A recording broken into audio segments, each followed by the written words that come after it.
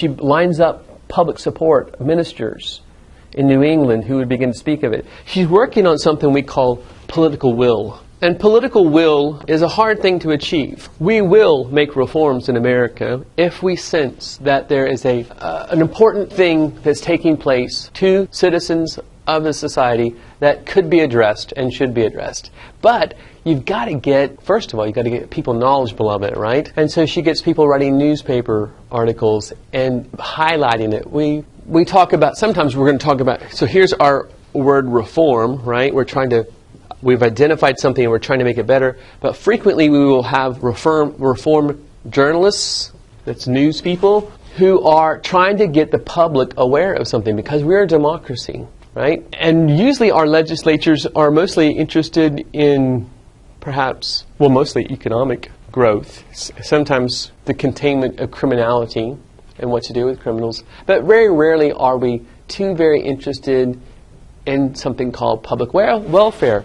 But we do grow sometimes in real interest in this. In this early 18th, 19th century period is when there's a rising tide of we ought to make laws to make the public better.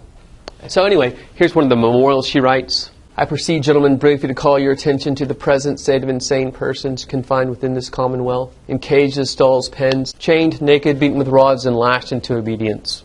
She achieves her outcome in Massachusetts. They decide to build America's first mental hospital, which will have much better conditions for people who have no idea what it is they're doing. She's not done there. She goes state to state, and I think 32 states over the rest of her life she works on, building up support in each one of them and achieving this. So that was her effort, and she gets a lot of credit in the 19th century as showing others how to do it too. As we enter into reforms, her process of building political will, of identifying legislators who will get behind it, this is the pattern and the process. Women will want political reforms, and that's your ID, Seneca Falls. In 1848, a group of affluent women from New England who are educated, they think that women in America, they know women in America have very few rights. That by law they belong to their husbands. They don't own anything individually. Women can't enter into contracts. They can't they can't have a bank account for one thing, because that's a form of contract to write a check. And so some male in your family, either your husband or your dad or your son or your nephew or someone, has got to be there to act for you. In the event of a divorce, which is highly unlikely because of the great significance that society puts on the family unit, women who leave a family over a form of abuse, could be alcohol abuse associated with domestic abuse, they have to leave everything behind. They have no income to take them with them. Their children are left behind. Now the Seneca Falls group that meet want women to have equal citizenship in America. They want to be able to serve on juries. They want to be able to affect policies for the country that they live in by being able to vote for their representatives and possibly even stand as representatives. And at Seneca Falls, New York in 1848, they put forth a pamphlet or a position statement which says the things that they're going to try to achieve. Declaration of Sentiments by Elizabeth Cady Stanton. When, in the course of human events, it becomes necessary for one portion of the family of man to assume among the people of the earth a position different from that which they have hitherto occupied, but one to which the laws of nature and of nature's God entitle them, a decent respect to the opinions of mankind requires that they should declare the causes that impel them to such a course. We hold these truths to be self-evident, that all men and women are created equal, that they are endowed by their Creator with certain inalienable rights, that among these are life, liberty, and the pursuit of happiness, that to secure these rights governments are instituted, deriving their just powers from the consent of the governed.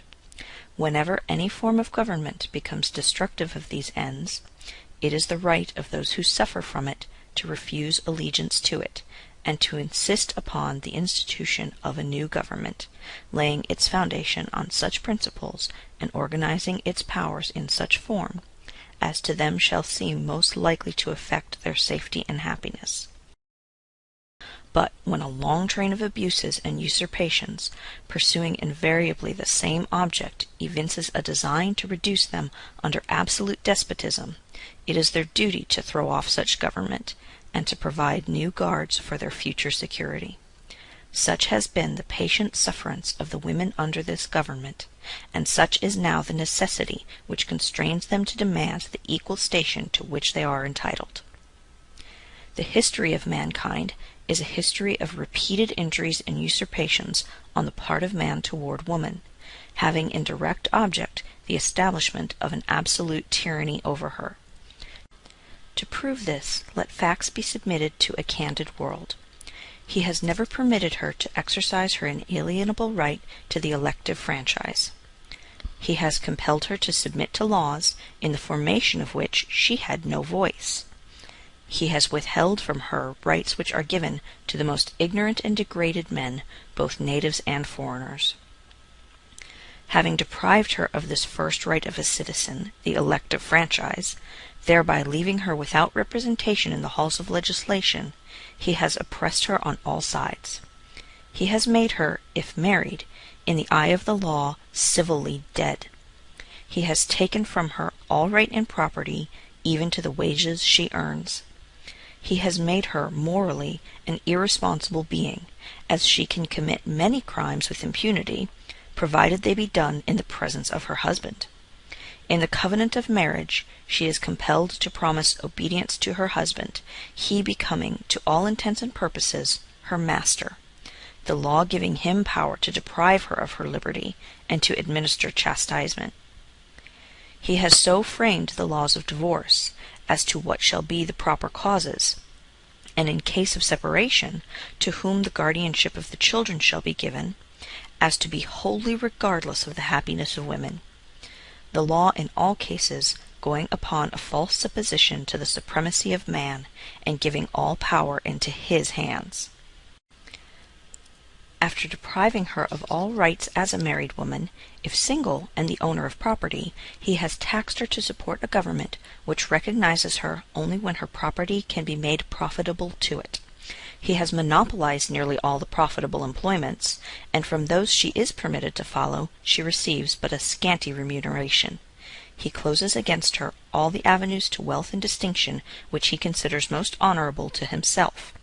As a teacher of theology, medicine, or law, she is not known. He has denied her the facilities for obtaining a thorough education, all colleges being closed against her.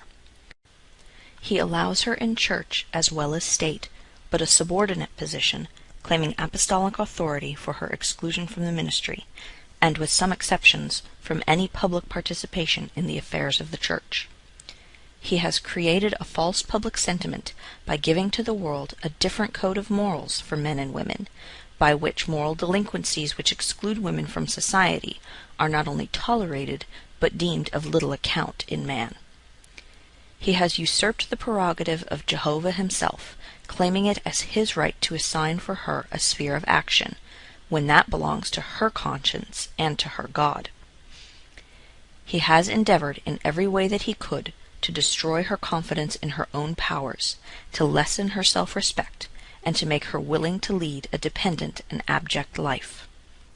Now, in view of this entire disfranchisement of one half the people of this country, their social and religious degradation, in view of the unjust laws above mentioned, and because women do feel themselves aggrieved, oppressed, and fraudulently deprived of their most sacred rights, we insist that they have immediate admission to all the rights and privileges which belong to them as citizens of the United States. In entering upon the great work before us, we anticipate no small amount of misconception, misrepresentation, and ridicule, but we shall use every instrumentality within our power to effect our object. We shall employ agents, circulate tracts, petition the state and national legislatures, and endeavor to enlist the pulpit and the press in our behalf. We hope this convention will be followed by a series of conventions embracing every part of the country. End of Declaration of Sentiments by Elizabeth Cady Stanton. And they spend the rest of the century trying to achieve it, and they don't make it, right? You've got Elizabeth Stanton there, and Lucretia Mott. Later on, we'll have Carrie Catt in the late 1800s. She'll be the one who lives to see, do you know what date we finally get women right to vote in America?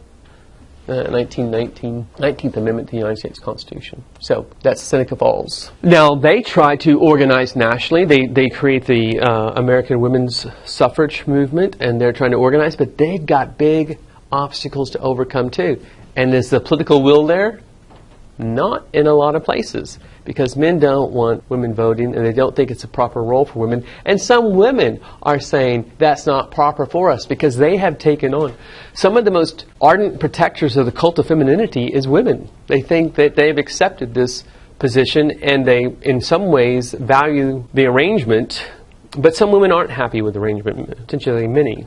All right, your next ID is Horace Mann. He's a reformer too. He does something important in American history. He's an advocate for compulsory, free to the people who receive the services, education in America, through the secondary education. This is his little college that he eventually founds for. It's teaching teachers to be professionals. At this time, there are schools in America, and there are high literacy rates in America, especially as the availability of books becomes. We've got Mr. Webster coming up with a standard curriculum to at least get kids around America to be able to learn to read.